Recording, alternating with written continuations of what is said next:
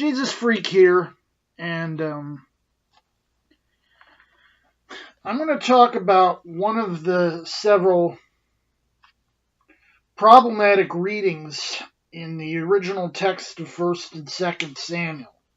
This one is 1 Samuel 13:1, and a direct translation of that verse would be something like, Saul was a year old when he became king, and he reigned years over Israel.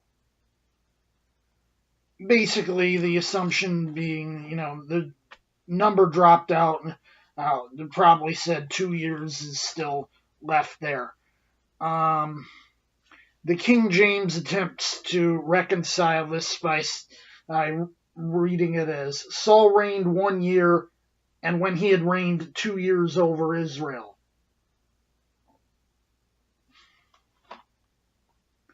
The Latin translation actually reads exactly what the original Hebrew did. Saul was a son of a year when he began to reign over Israel, and that's patently absurd. Now,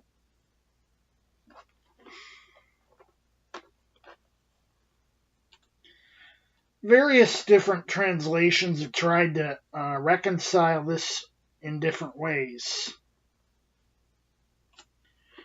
The Greek translation doesn't have the verse, so if the numbers fell out, they fell out really early.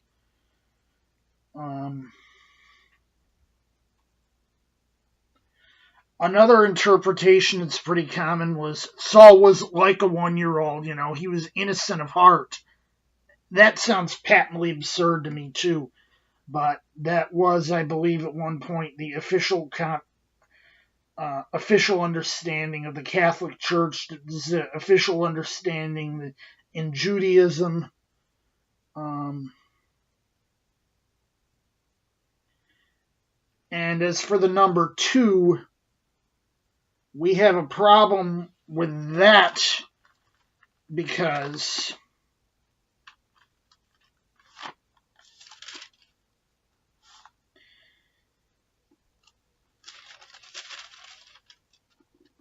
in Acts 13:21, Paul specifically says that Saul reigned not for 2 years, but for 40.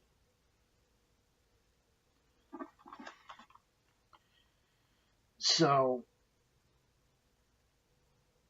I think the number fell out here somewhere. Anyway,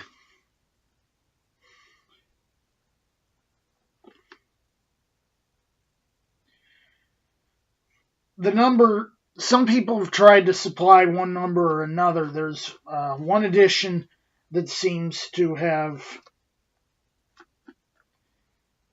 put in the number 30 or another number here or there.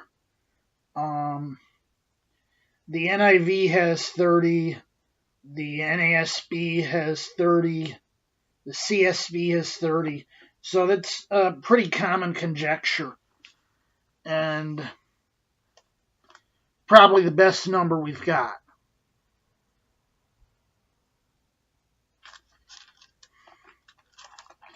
So honestly, I think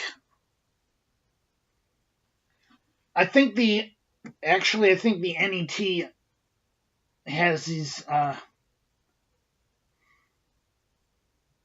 numbers right.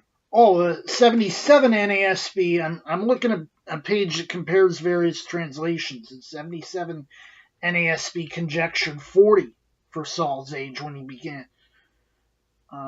So I guess the more correct way to translate this would be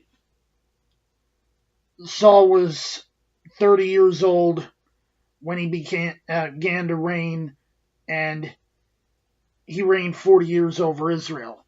Probably the best way to fill it in. There's a few other places where a few letters got switched around, a few bits got flipped.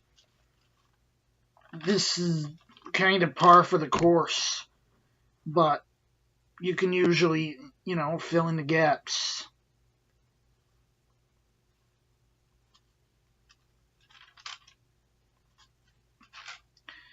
And that's what the King James translation usually did.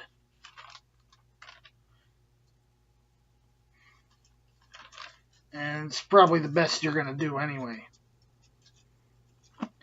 Jesus freak out.